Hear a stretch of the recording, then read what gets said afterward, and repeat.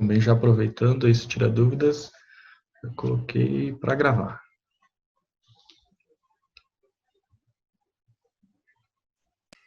Que ficam essas gravações depois, hein? Porque sexta No Moodle. passada não mudou. A Mas em gente qual tá... lugar não mudou? Mas onde Não, que fica lá? a gente está colocando um link. A gente sobe para o YouTube, na, Aham.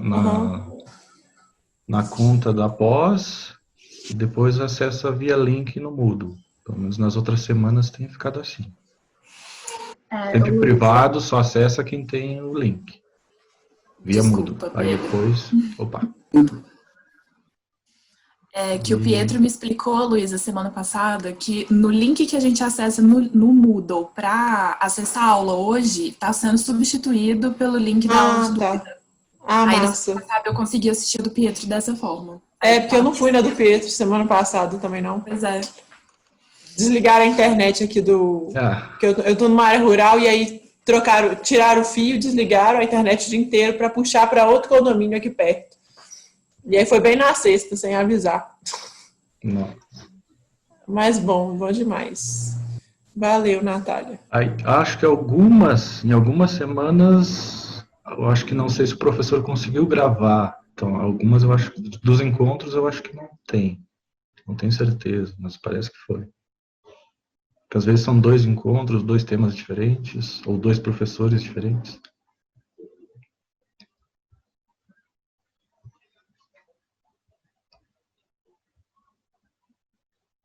E aí, ninguém tem dúvidas? Ninguém quer falar nada?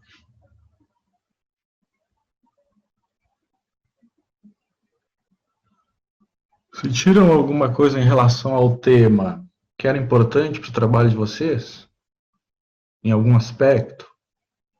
Vocês acham que a parte de teoria de metacomunidades poderia ajudar no trabalho de vocês? Ô Quem Pedro, gostaria? Claro, Natália. eu queria, na verdade, saber uma questão mais metodológica, porque como Uhum. vocês têm pouco tempo para passar para a gente, né, deu para passar mais a teoria só. E os artigos, eles já têm uma parte muito aplicada que eu não entendi o meio termo. Como que a gente avalia a dispersão entre as comunidades? Tipo, eu trabalho, por exemplo, com borboleta. Seria captura e recaptura? Eu não sei como que avalia a dispersão. Isso, exatamente nesse sentido. Estudos com dispersão são os melhores para avaliar essa movimentação dos organismos via espaço. Só que isso consome tempo. E para alguns grupos não é viável, tipo, dependendo se é grande mamífero, marcar.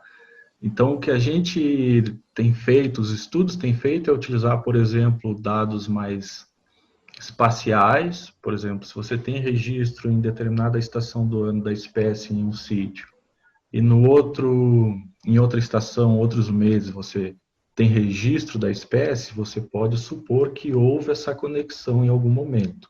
A gente não consegue dizer quando foi essa conexão, por exemplo. Mas a gente sabe que essas manchas podem estar conectadas, porque a espécie está ocorrendo nesses 2 ambientes. Então a gente já supõe que houve movimentação, porque a gente, exatamente, metacomunidade, ela se baseia em que há uma conexão, não de todas as espécies, mas de algumas. Essa também é um ponto a gente pode destacar, é que se todas as espécies estão em todos os locais, é uma grande comunidade em espaço, né? Não seria uma metacomunidade. Agora, se algumas estão e outras não, e isso gera o que a gente chama de beta-diversidade, que vocês viram nas outras aulas, então a gente vai ter uma comunidade aqui que é diferente da outra em outro sítio, e que algumas espécies conectam essas duas, três, quantas manchas forem. Para avaliar especificamente, a gente usa métodos de captura e recaptura, marcação, né? E também muitas suposições através das estruturas das nossas tabelas, de diversidade beta. Se a gente tem, por exemplo, naquela parte da aula de estrutura, a gente tem a coerência, tem turnover e tem o clumping. Então aquilo já nos dá umas ideias, exatamente na estrutura de espécies por sítios. Se a gente tem espécies que estão muito juntinhas, a gente já supõe, bom, aquilo ali parece que está conectado de alguma forma. Se se eu tenho a mesma comunidade em 3, 4 sítios, por exemplo, que estão distantes espacialmente. Então a gente já começa a ter insights sobre como está organizado, que processos podem estar organizando. E a gente pensa, bom, se são as mesmas espécies, está tendo movimentação de indivíduos, possivelmente. Agora, se a gente tem outros sítios em que não compartilha nenhuma espécie, ou seja, tem um turnover, uma substituição total, então talvez elas não estejam conectadas, não estejam ligadas. Então, exatamente através de diferentes métodos, a gente pode interpretar essa conexão. Por outro lado, a gente está falando assim, de trabalhos mais observacionais. A gente pode fazer experimentos. Eu acho que lá tem um slide da revisão do log de 2011, em que tem experimentos de laboratório. Você tem tubinho de ensaio ou frascos pequenos que eles estão ligados com caninhos, que você pode regular a passagem ou não de indivíduos. Ou mesmo você pode, indivíduos no caso ali, pode ser organismos de água, os pequenininhos, aqueles, os microinvertebrados, o zooplâncton, o que for. Então você pode tirar um pouquinho dessa água que contém os organismos e colocar em outra, e ver que efeito tem nessa comunidade. Por exemplo, tem um trabalho muito legal em que eles fazem isso, tem vários potinhos que não estão interligados, são independentes. Mas eles pegam um pouquinho da água daqui que contém esses organismos e colocam em outro que contém outros organismos. E se aqui tem predadores, isso vai, ou pode, né? Pode ter um efeito na comunidade, na composição da comunidade que tem nesse outro pote, nessas outras condições também. Então, a manipulação da dispersão, ela pode ser assim, você vai para campo, coleta, recaptura os organismos, vê se está movimentando. Você pode se basear na estrutura do seu banco de dados e fazer aquela análise de coerência, de turnover, de clumping do banco de dados e tirar insights sobre isso e também manipular de alguma forma, se for possível. Eu dei um exemplo de água, mas, por exemplo, tem pequenos pedacinhos de musgos naquela figura do log, em que exatamente tem um conjuntinho de musgo, a 30 centímetros tem outro, 30 centímetros tem outro, e aí em alguns eles colocam, eles ligam, eles deixam uma fitinha assim de musgo entre essas manchas e vê no tempo como elas se comportam, como se comporta a estrutura das metacomunidades dessa forma. Se tem conexão, muda, fica mais homogêneo, fica mais heterogêneo, diminui, aumenta a riqueza. Então, assim, tem várias formas. Acho que eu fui muito além, talvez, da sua pergunta, talvez você tenha alguma mais específica, mas esses são, assim, alguns métodos que a gente pode utilizar. Não sei se você tem algum em mente, assim. Você estava pensando em algum cenário específico? Se alguém quiser complementar também. É porque era justamente nesse sentido a minha pergunta, mas é porque eu tô no doutorado, então eu já tenho os meus dados de mestrado, que eu fiquei pensando se eu poderia fazer alguma análise de metacomunidades com ele, considerando que eu não ia fazer outras coletas. E acho que você já me respondeu que eu consigo olhar o alinhamento, então, Sim, do que eu já tenho. Então, espécies que elas repetem entre minhas cotas altitudinais, eu posso supor que existe uma dispersão ali. Isso, uma conexão, exatamente. Nossa, fantástico. Vou pensar direito nisso. Qualquer coisa, vou te chamar metaforicamente nos corredores da UFMG. Claro. Pedro, e como que eu sei que minha amostragem foi satisfatória? Satisfatória, a gente tem um método criado por... Bom, assim, só para contextualizar, em geral a gente usa curvas de acumulação, né? Já ouviram falar, né? Então, exatamente, vou amostrando no espaço, no tempo, e vou calculando o incremento de espécies até estabilizar. Que é, assim, é uma amostragem, uma representação do que teria realmente na comunidade. Então, em 2012, Enishaw e Jost, eles pegaram alguns métodos, não paramétricos, desculpe, os estimadores de diversidade, e desenvolveram bem mais. E avaliaram exatamente aqui, vou fazer, vocês conseguem ver, essa curva, ela estabiliza, assim, em algum momento. Então, essa área sob a curva a gente chama de cobertura, ou seja, um ponto em que o slope, ele fica zero, né? Não sobe mais. Então, com base nessa nessa contagem de espécies ao longo das amostras, a gente consegue avaliar essa cobertura da amostra pela curva que a gente tem. Então, se ela não sobe mais, então a gente já tem uma boa representação do que espera ter ali. E essa pode ser uma métrica e tem sido utilizada exatamente para isso, para avaliar a nossa suficiência amostral, digamos assim. Ele chama INEXT. Tem um paper sobre isso. E deixa eu ver, eu acho, não tenho certeza se vai ser tratada na disciplina futura de R e tal. Mas é Enichal e Jost, tem um trabalho de 2012, tem um trabalho em 2014 e tem também um pacote no R que faz isso, que é o iNext. É INEXT. E tem online também. No paper tem a Enichal tem o site dela, tem várias análises ecológicas que ela desenvolveu, aprimorou. Depois, ela foi aluna do Robert Caldwell, não sei se vocês já conhecem, talvez já ouviram falar. E ela aprimorou várias métricas, várias análises nesse sentido, de fazer essa avaliação da comparação de curvas de rarefação, de acumulação de espécies. E a gente tem agora porque esse é um probleminha, já indo adiante. Bom, se vocês não tiverem o que falar, eu vou falando. E exatamente comparar a riqueza, comparar a diversidade beta. Se eu tenho uma suficiência amostral baixa em um sítio e quero comparar com um sítio que tem uma suficiência amostral alta, fica difícil, porque eu não tenho certeza exatamente se eu coletei uma amostra representativa nesse sítio que eu tenho uma cobertura, uma suficiência amostral menor. Então, exatamente, eu posso extrapolar, com base nessa métrica, até uma cobertura igual. Porque aí sim, eu coletei 88% das espécies. Foi o máximo que eu consegui no campo, dinheiro e tal. Então, no outro eu coletei 60%. Não ficou tão bom. Mas foi o que eu consegui fazer. Então, com essa métrica, eu consigo extrapolar esses 60 e poucos até os 88. E aí sim eu consigo comparar a riqueza dessas duas comunidades. E aí também verificar a diversidade beta e todas as outras métricas. Então, é bacana também porque, exatamente, isso nos dá uma ideia de comparação entre comunidades. E tem sido muito usado essa análise de suficiência para provar, ok, meus dados estão ok, eu posso ir adiante para fazer comparações de riqueza e de diversidade beta.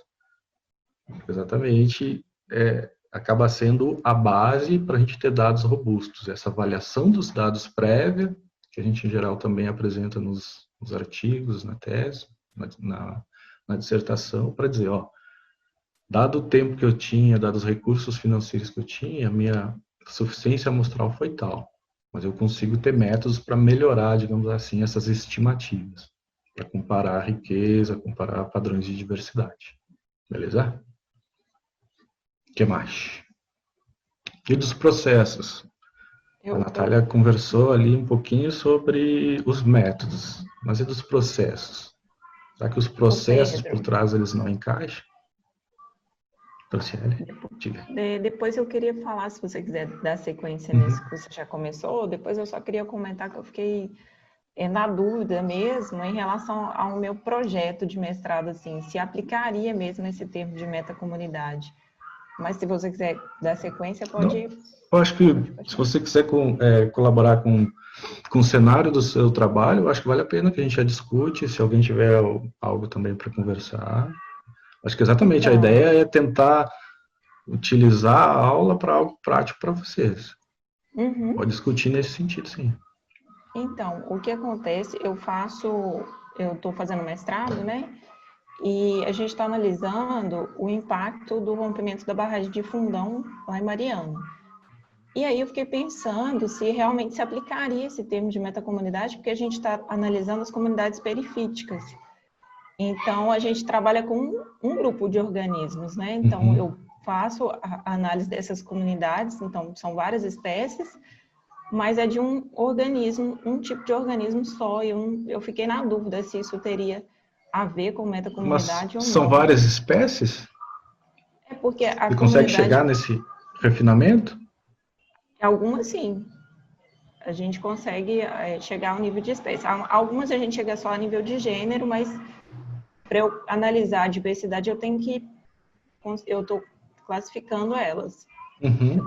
Eu já fiz esse processo, inclusive, de O classificação, morfo especial, mesmo que Isso, não morfo consegue especial. chegar no taxa específico, você Isso, tem o gênero, pode ser a espécie 1, que isso. morfologicamente tem diferenças da morfoespécie 2. Você consegue Sim, a gente isso, chegou... Sim, tranquilo. Não, exatamente no contexto, se você tem...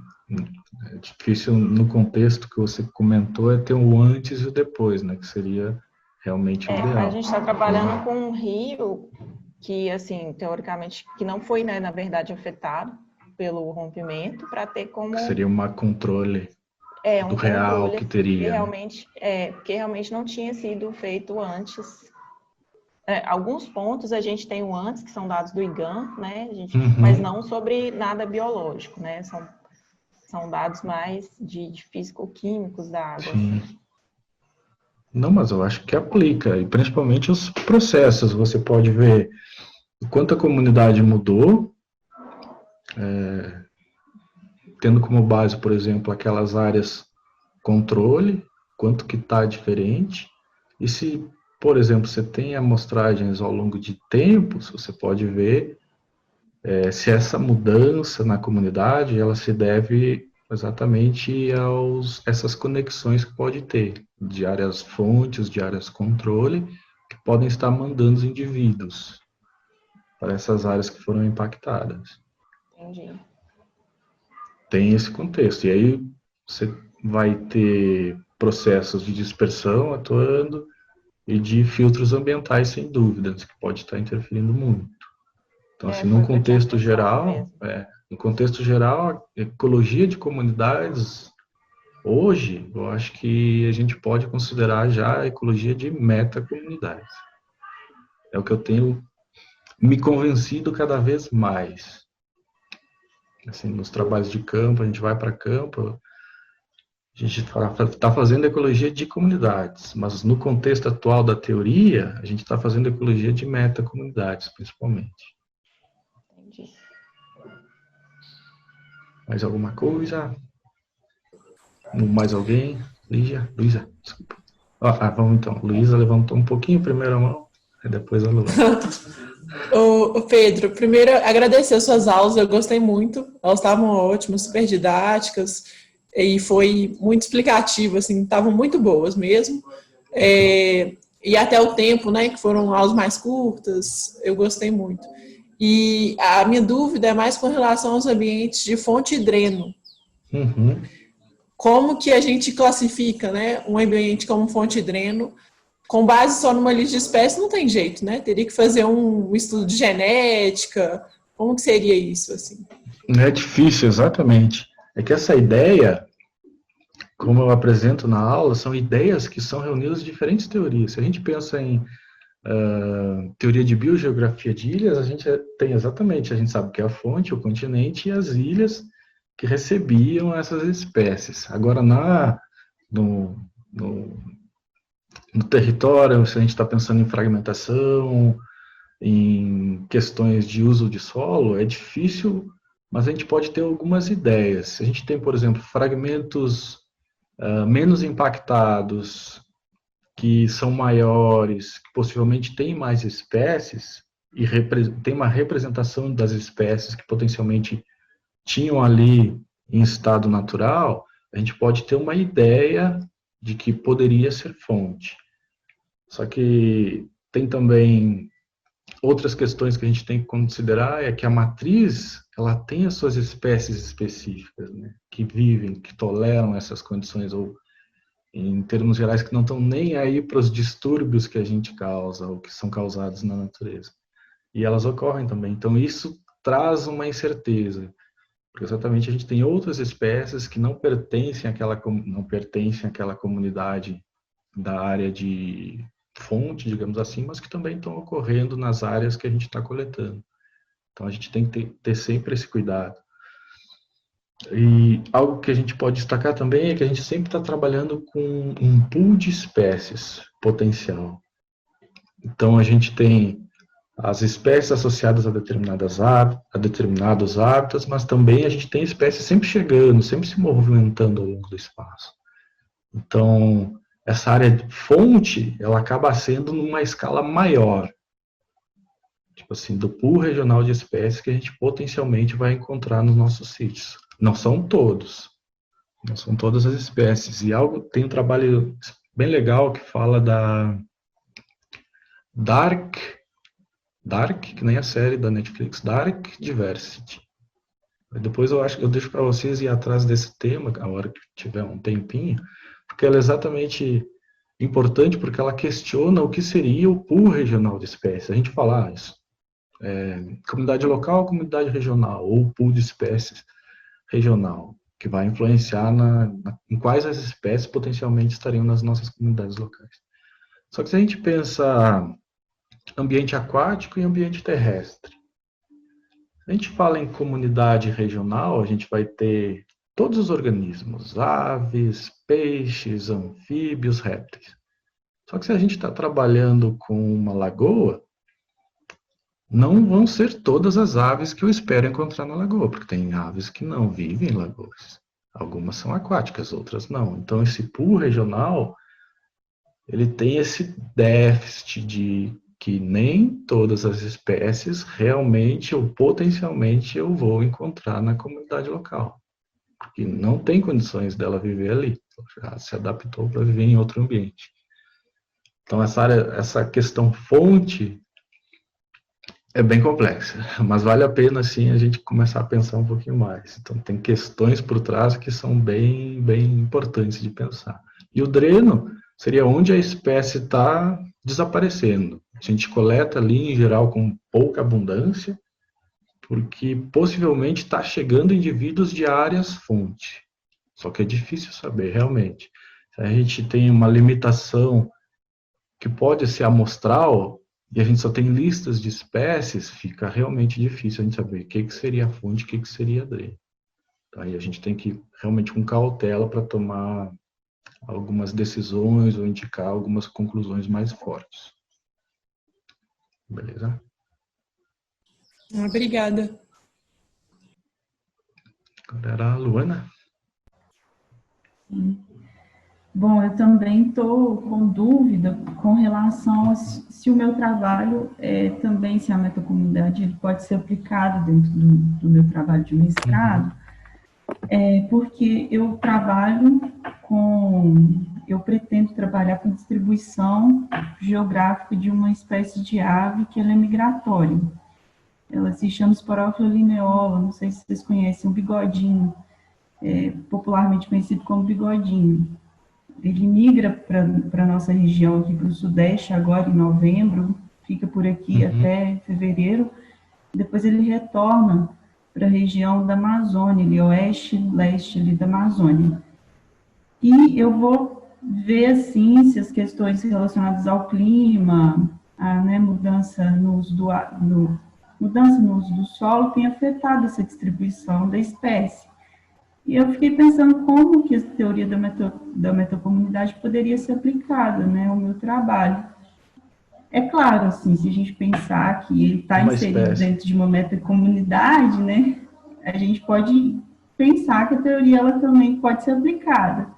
Mas, assim, você poderia me ajudar a pensar? Sim, é que a gente, em geral, assim, uma espécie não é comunidade. A gente sempre, em geral, não sei se vocês, não. Uma espécie não é comunidade, não é metacomunidade, não serve. Eu penso o contrário. As escalas de análise ou de observação, elas foram criadas para a gente ter uma ideia, uma facilidade de trabalho. A gente quer trabalhar com uma espécie, essa espécie ela não está sozinha, ela vive em um ambiente, ou num hábitat, ou na Amazônia, ou por aqui, que ela está interagindo com outras espécies no ambiente.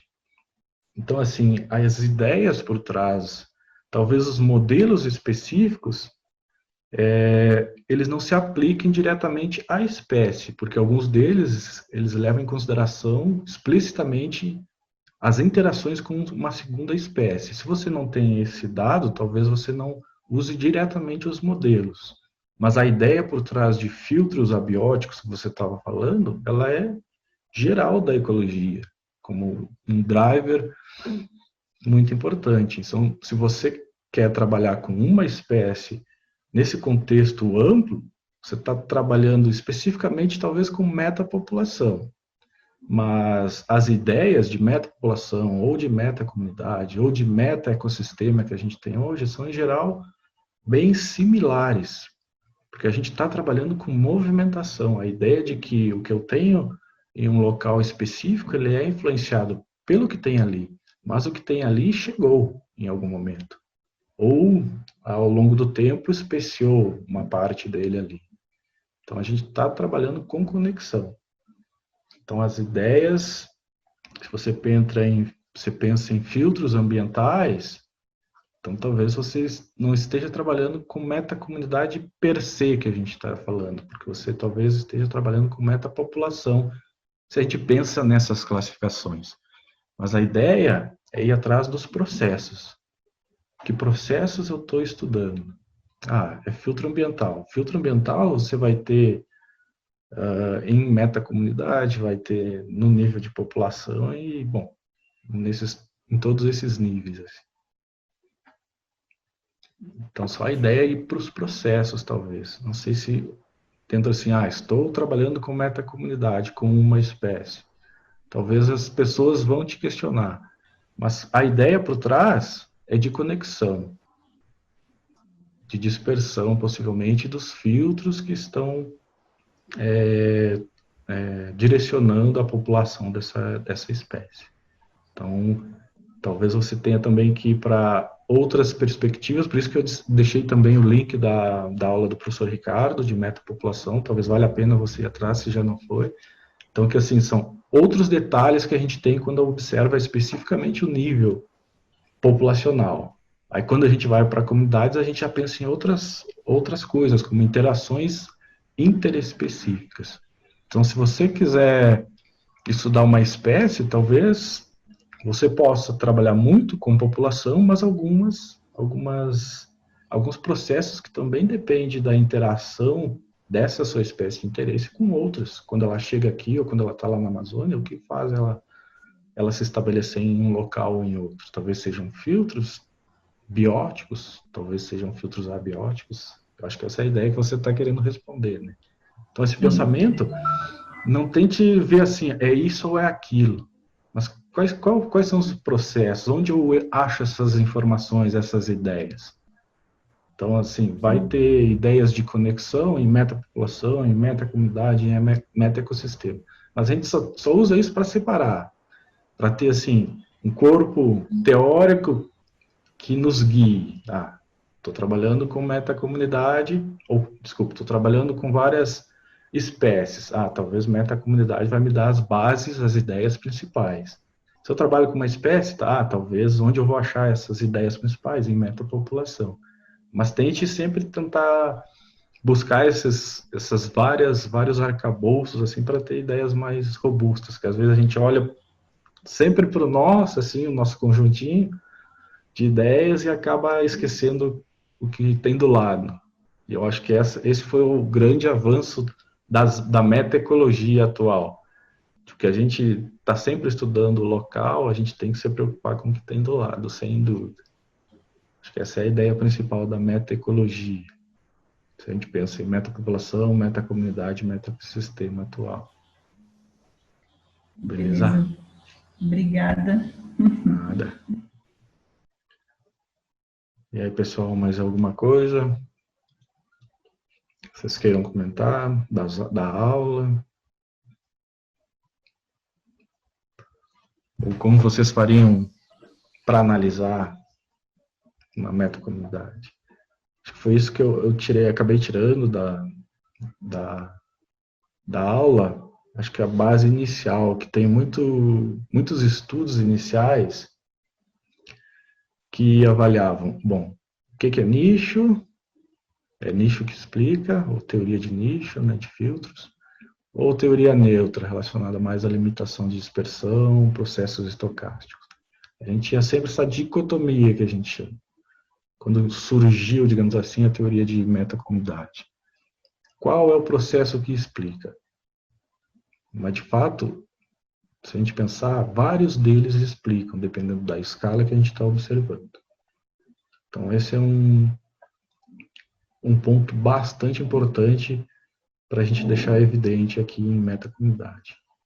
Então, a gente usava muito, para ver essa ideia de dispersão, latitude e longitude dos pontos amostrais. Eu tenho vários pontos amostrais, tenho latitude e longitude.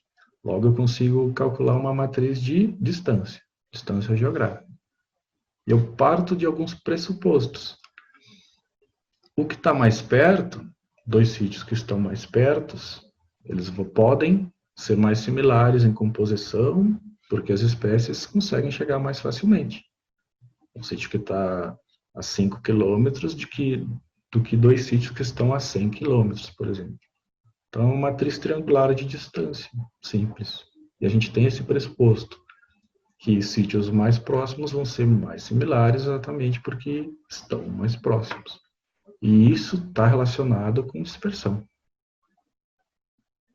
Porque esses sítios eles podem ser diferentes em condições, em qualidade para as espécies. Mas mesmo assim eles são mais similares, porque existe efeito principal da dispersão. Então a gente avaliava uma matriz de distância como um proxy para dispersão.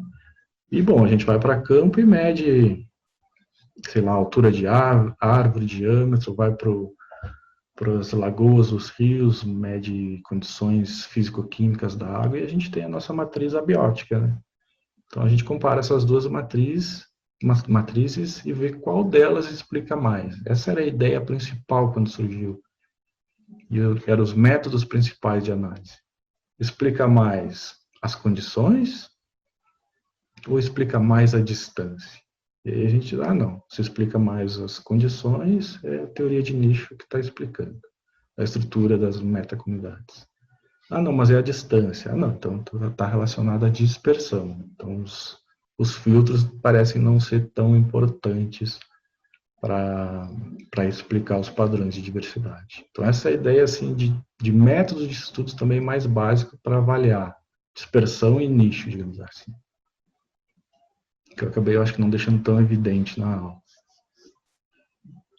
Beleza? Pedro, mas essa distância, né, entre as comunidades, por exemplo, ela pode ser relativizada diante do tempo dessas comunidades, da idade dessas comunidades? Porque, por exemplo, no meu modelo de estudo, eu trabalho com os afloramentos de granito, e eles já são naturalmente isolados. E aí, eu já ouvi vários pesquisadores falando que, por exemplo, a gente encontra espécies de ampla distribuição justamente né, pelo fato das espécies estarem, os Inselbergs, né, os afloramentos estarem há muitos milhares de anos ali, né, milhões de anos, e que as espécies, por mais que estejam muito distante um afloramento do outro, pelo fato de ter milhões de anos, elas já chegaram lá. Já chegaram, então, e que conseguiram se estabelecer, né, mas aí isso também é algo difícil de calcular, né, como que a gente relativiza essa distância por causa da idade. A gente não sabe quando que aquela planta colonizou aquele afloramento para dispersar para aquele outro, né? Se ela estava na matriz e essa matriz contribuiu para essa dispersão em ambientes mais distantes. Então é uma incógnita, assim. Aí eu queria que você comentasse, você pode, assim, sim. se tem como você pode pensar ter uma nessa terceira distância. matriz. Você pode ter uma terceira matriz que é de tempo.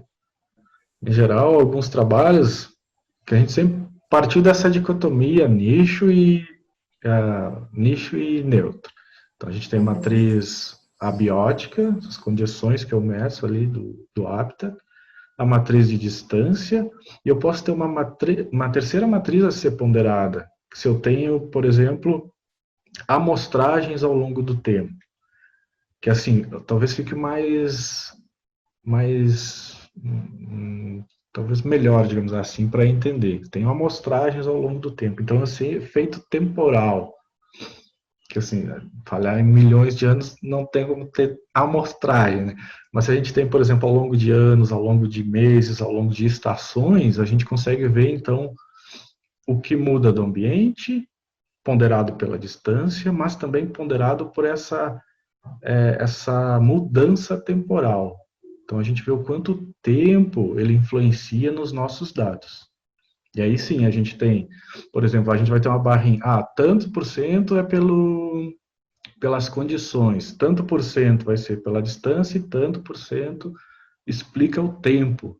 Aí o tempo pode ser exatamente se você tem esses dados, o quanto de distância tem, por exemplo, de distância não, perdão, de que você tem datado esses Inselbergs, por exemplo. Você pode ter uma matriz com o tempo que você tem de dado de que ele está ocorrendo. A partir de tal, ele tem tal idade, desculpa, né? Então, se você tem esse tipo de dado, você pode incluir como uma covariável e ver o quanto ele explica, de alguma forma. Em qualquer modelo, assim, se a gente faz partição de variação, por exemplo, a gente pode incluir vários tipos de dados e ver qual deles explica, ou, na verdade, não, o quanto cada um deles explica dessa fração, dos padrões que você pode ter na comunidade. Então, um método, uma análise que eu posso indicar é partição da variação. Exatamente, a gente tem a nossa matriz de dados, sítio por espécies, a gente tem ou pode ter uma matriz abiótica, em que cada sítio tem várias variáveis, né, que eu posso medir, tamanho de árvore, DAP, altura, ou pH, condições da água, que representam filtros, e uma terceira matriz, sem dúvida, de distância, que pode explicar, que você tem proxy como dispersão, e outra matriz, que é a terceira explicativa, né, que pode ser tempo, variáveis no tempo. Se você mediu essa comunidade em diferentes épocas, ou se você tem tipos de dados que te garantem, aqui tem tal idade, aqui tem tal idade, aqui é mais novo, aqui é mais velho, e ver o quanto disso pode estar explicando, sim, os padrões. Então, eu acho que dá para pensar nesse sentido, sim. Eu já vi alguns trabalhos, e até no meu doutorado eu tentei trabalhar com essas 3 matrizes explicativas, né? Claro, outro gradiente temporal, foi anual, né? E realmente explica, porque a gente tem anualmente ou sazonalmente diferenças que podem ser muito bruscas nos padrões de diversidade. Então, vale a pena incluir se você tem essa possibilidade, sim. Massa, mas o único problema, assim, que eu vejo com os Inselbergs, né, é que a datação dos afloramentos é a datação da origem da rocha e não da exposição dela. Porque os Inselbergs, eles ficam eles ficam abaixo do solo, né? E aí, a partir do momento que vai acontecendo a erosão, intemperismo, e aí eles são expostos. Então, é a idade da origem da rocha, não quando eles foram expostos e potencialmente colonizados por plantas. Então, tem essa questão que intriga ainda mais, né, eu acho. Nossa, E ainda não tem, sei lá, pensando se ele está exposto, o que está do lado, que acabou caindo dele, não tem como uma forma de datar, nada, que diga o quanto mudou, assim. Eu acho que eles vão ter que... eu acho que, assim, eu já conversei com o pessoal da geologia e eles falaram que estavam desenvolvendo métodos para datar a exposição das pedras, né? Das rochas. Sim. Porque aí vê como o intemperismo age e tem um cálculo de como que a rocha está se degradando, né? Então, eles usam a partir do momento que eles sabem o tanto que demora para degradar X, eles olham quanto que degradou e fazem um cálculo. Mas eu acho que ainda não foi desenvolvido ainda essa fórmula, não. Então mas algumas coisas a gente tem que esperar. Talvez teria que ser recorrer à genética mesmo das plantas, né? Exatamente. Talvez a genética ajudaria. Sim, porque aí você tem quando ela diversificou, e talvez uma ideia de onde, e a ligação atual, né? Se já modificou bastante ou não. Então, aí tem ideia de tempo, realmente, dessas comunidades genéticas. Acho que essa é uma boa ideia também. Talvez de mais demanda, né? Porque são talvez muitas espécies, não sei. São muitos Mas espécies. mas é um caminho, talvez. Poderia pegar um grupo, né? Depois para um Também. pós-doc, para alguma coisa assim. Se você talvez pegue aqueles mais antigos, se você tem essa mais ou menos a filogenia do grupo que você está trabalhando, você pega talvez os mais antigos e tem uma ideia de distribuição espacial e ver como é que pode ter ocorrido com base nas diferenças genéticas mais atuais e tal. Talvez seja um caminho mesmo. Beleza? Obrigada. 43. Pessoal, mais alguma coisa que vocês queiram discutir? Pedro, bom dia. Diga lá, Fernando, bom dia. Eu fiquei pensando aqui, tentando trazer um pouco também para a perspectiva do meu projeto, mas mais para entender conceitos, assim, mas a sensação que me deu, e até trouxe isso lá nas respostas lá do Além Classe, mas é de que, por exemplo, a metacomunidade ela vai estar interagindo com conservação numa perspectiva quase que exclusivamente in situ, né? Então, assim, é a avaliação ali do ambiente natural e como que a interação acontece. E aí eu queria ouvir de você, assim, numa pegada ex situ, como isso interage, porque até lá no Além Classe eu coloquei isso, assim, é como se fosse algo paralelo que pode retornar ao in situ, mas a conservação in situ ela fica andando ao lado mesmo, né? Eu não entendi bem se a metacomunidade interage direto mesmo com a conservação in situ. É que exatamente, tipo, no trabalho do Chase 2020, que eu passei para vocês, nós ainda estamos, nós assim, no sentido comunidade ecológica, né, de pesquisadores, ainda estamos discutindo exatamente como aplicar essas teorias que a gente estuda, cria teorias ecológicas, mas na prática, o que a gente tem realmente para dizer para os tomadores de decisão, para a sociedade, do que fazer para conservar. Então, exatamente essa ideia de fazer vocês pensar, de fazer eu pensar, também de direcionar, como a gente já discutiu, acho que você chegou um pouquinho depois, eu falei um pouquinho de como vai ser a prova, exatamente essa ideia de aplicação, o que a gente aprende, o que a gente tem já de base teórica científica, na prática, como a gente pode levar isso para a prática. Então, se a gente pensa em metacomunidade, em conexão entre comunidades, em que a gente pode ter fonte, sumidouro, como os diferentes problemas ambientais que a gente enfrenta, a gente pode encarar possivelmente com diferentes modelos de metacomunidade, talvez. Se a gente pensa, por exemplo, fragmentação, ou algum de vocês, ou todos vocês estavam no seminário, conseguiram estar no workshop, desculpe, essa semana passada que teve? Não chegaram? Foi muito bom, foi exatamente, praticamente sobre metacomunidade, todo o workshop que teve semana passada. Então tava Chase, tava Label, tava Magurran, tava Farig. Então a gente tem sempre essa discussão atual de como a gente vai aplicar os nossos modelos teóricos, as nossas teorias na prática. E se a gente pensa, o exemplo que eu estava dando de fragmentação, é exatamente, se a gente conserva uma área grande, pensando e tendo dados de que ali está conservando a maior diversidade, mas deixa de fora os fragmentos que estão na borda, deixa de fora a matriz, ou a gente foca em fragmentos menores, mais heterogêneos. Então, exatamente começar a pensar, tentar exercitar dentro da nossa realidade como a gente poderia aplicar, pensando nessa conexão que a gente tem entre comunidades. Tipo, a gente tem problemas hoje em algumas áreas de conservação marinhas, por exemplo, que foram feitas, que eu fiz doutorado em Santa Catarina, né? Então ali tem algumas áreas demarcadas, né, de áreas de conservação que atualmente não são nem usadas mais pelos organismos alvos da conservação. Exatamente, eles mudaram. Tipo, num tempo eles estão habitando, se reproduzindo, se alimentando e em outro tempo eles mudam, por algum motivo, pode ser recurso, pode ser condição. Só que isso a gente gasta dinheiro, gasta esforço para fazer uma área de conservação que não está servindo para nada.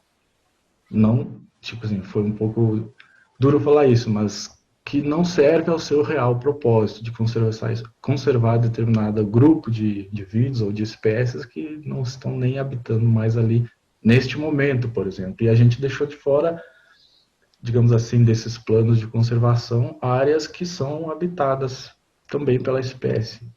Isso será que não é um problema de que a gente não pensou nessa conexão entre hábitos, não pensou na movimentação espaço-temporal, na distribuição desses organismos? Então, a ideia do fórum ali, além da aula, foi exatamente para vocês pensarem, para trazerem ideias, que depois da semana eu vou fazer as respostas, conversar com vocês também, e ver o que vocês pensam sobre isso. E será que, tipo, aplica para o que eu estou fazendo, ou a minha tese, a minha dissertação vai para um lado que posso usar a teoria, que eu estou visando algum aspecto de conservação ou não, de manejo. Nesse sentido, principalmente, foi a ideia de trazer essas ideias de ligar a teoria com a parte aplicada de conservação, que a gente ainda não tem muita certeza. A gente sabe. Eu queria, Claro. nesse sentido, eu queria até comentar que eu tive bastante dificuldade de responder as suas perguntas justamente por isso, que é muito difícil você fazer essa ligação da teoria com a aplicação mesmo. Eu senti bastante essa dificuldade, por isso que eu fiquei na dúvida. Será que isso Sim. é realmente aplicado? Se não, é muito complicado. Não, mas por isso que eu deixei a base teórica do trabalho do Chase, que ele traz assim, as ideias dos processos que podem estar por trás, dá uma lista dos problemas globais, digamos assim, que a gente tem enfrentado. E aí, mas a gente diz, bom, vamos pensar em resolver um problema global. Não, a gente pensa aqui no nosso quintal primeiro, né, para tentar resolver os problemas daqui. O contraponto é que os problemas daqui, se a gente pensa nessa meta, eles são influenciados por questões regionais, continentais, globais. Então, é essa interação de ideias que a gente tem que levar em consideração. Se a gente pensa a conservação da Serra do Cipó, por exemplo, que tem, né, o Parque da Serra do Cipó, tem os campos rupestres, tem os capões de matos que vocês viram aí durante as aulas, uma fauna endêmica muito diversa, as interações que ocorrem lá. Só que isso está sendo influenciado por mudanças climáticas globais também. Então, como é que a gente pensa dentro desse contexto global formas de conservação mais locais, mais regionais? Então, esse é o exercício que eu queria que vocês fizessem, por isso foi a proposta. E já adiantei no começo da conversa, é um spoiler, vamos pensando um pouquinho mais, porque a prova vai ser nesse sentido. É só até onde eu posso ir também. Diga lá. Se quiser repetir o spoiler, assim, porque você comentou mesmo, eu perdi o início. Sim. Adoro spoiler. A prova ela vai ser um formato diferente, não vai ser assim questões para ser respondida, como foram os fóruns, né? Então vai ser uma ideia que vocês vão ter que desenvolver tendo como base essas ideias que eu dei no fórum. Acho que até aí eu posso ir. A gente ainda está desenvolvendo um pouquinho a ideia e o professor Ricardo vai falar com vocês mais especificamente aí na próxima semana. Mas já pensem que vai ter essa ideia de conservação, de manejo, de uma proposta, digamos assim, que vocês vão ter que desenvolver. Beleza? Aqui o Rafa, deixa eu ver. Eu acho que o Rafinha já está querendo entrar. Pessoal, mais alguma dúvida? Eu só queria fazer uma observação, Claro. assim, eu não sei se a turma também sente isso, Mas é que eu senti falta desde o início da apresentação dos professores, né? Acho que ninguém se apresentou, assim, formalmente, falando o que faz, com o que trabalha, porque de repente está dando uma aula com coisas nada a ver, né? Com o projeto, com a pesquisa da pessoa. Então eu fiquei curiosa, assim, e eu acabei nem comentando, né, nos outros professores, mas eu senti essa vontade de partilhar isso hoje, porque ninguém está se apresentando, né? No início das aulas, eu falo, gente, não é possível. Então, não sei. O professor Ricardo fez o Rafael também vídeo, está aí. Ele fez o primeiro vídeo em que ele foi a apresentação, digamos assim, como se todos estivessem lá, né? Estivessem lá. Então ele falou um pouquinho de cada um de nós, mas eu posso falar de mim. Atualmente eu sou que eu não participei, né? Da primeira aula eu não participei. Sim.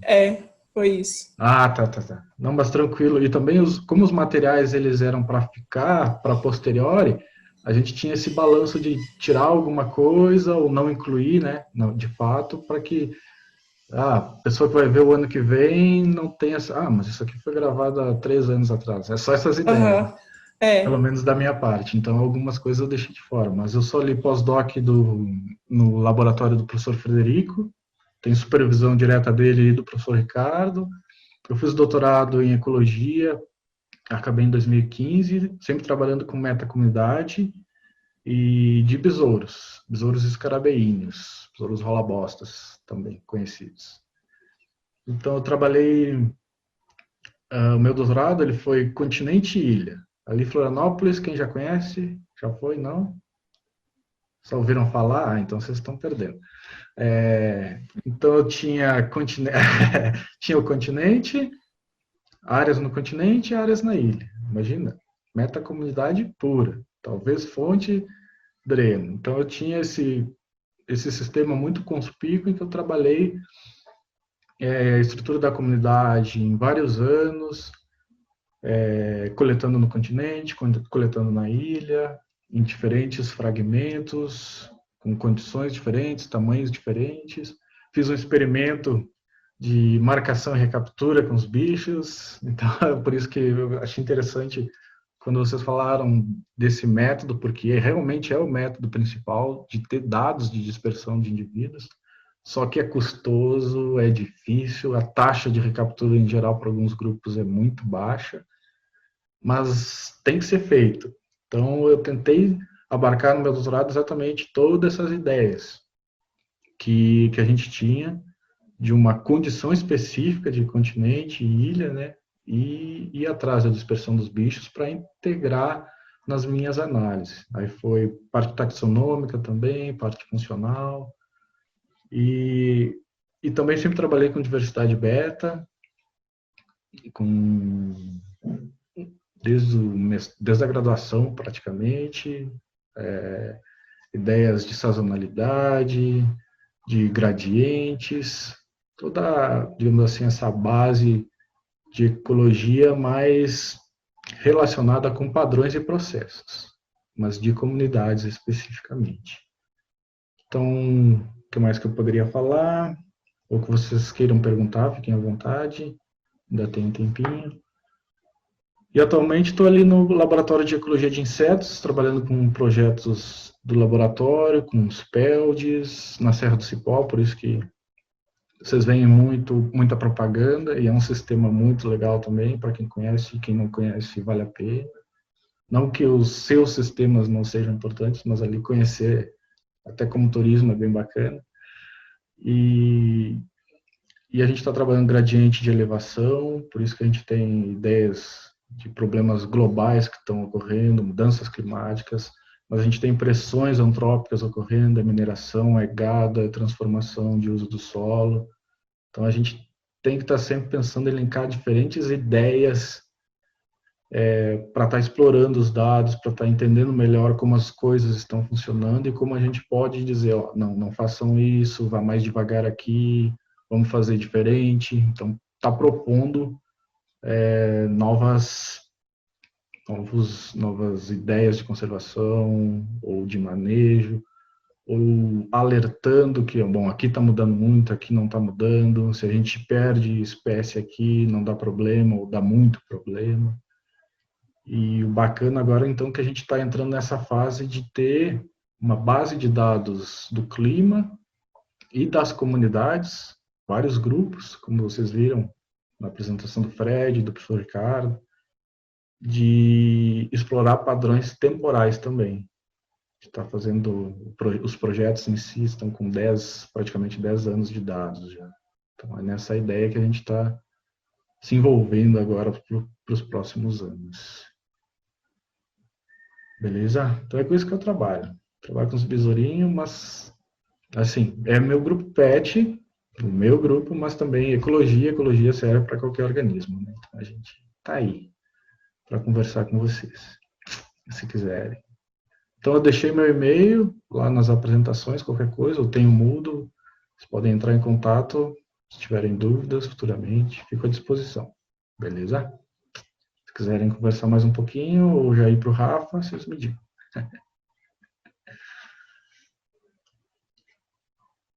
Então tá beleza. Ninguém quer falar nada. Valeu, pessoal. Então não sei se o Rafa tá aí, Rafa tá aí. Já Beleza? tô na área aqui, cara. Tá. Beleza, O que eu peguei faço o aqui finalzinho do agora? papo aqui. Muito Ah, bom. massa. É só sair? Como é que é? Ô, Pedrão, eu vou te pedir só para manter como você é Ah, o porque- anfitrião. tá. Vê se tu Eu vou consegue sair e passar desligar. aí. Como é que Ou faz? senão Tá, você deixa, você só me passa para anfitrião, que aí eu gravo daqui, sacou? Vê se rola ali. Clica em cima do meu nome, cara, e bota adicionar, não sei, alguma Seu coisa nome. como adicionar tá. como anfitrião. Vê se rola. Mas é... Eu acho que quando você clica no Live ali para sair da sala, você pode escolher uma outra pessoa como anfitrião. Então, aí tenta me escolher ali. E... Aqui você, na sua telinha, tem reticências aqui. Uhum. Make host. Mas- Make host. Isso, Ah, isso, show. do you want Aí to eu gravo yes. daqui agora. Tá. Mas, Is Ó, the host now. beleza, já tô gravando no meu agora aqui. Valeu, Então tá, Pedrão, obrigadão, cara. valeu. Tchau, galera. Tamo aí. Falou. Até mais.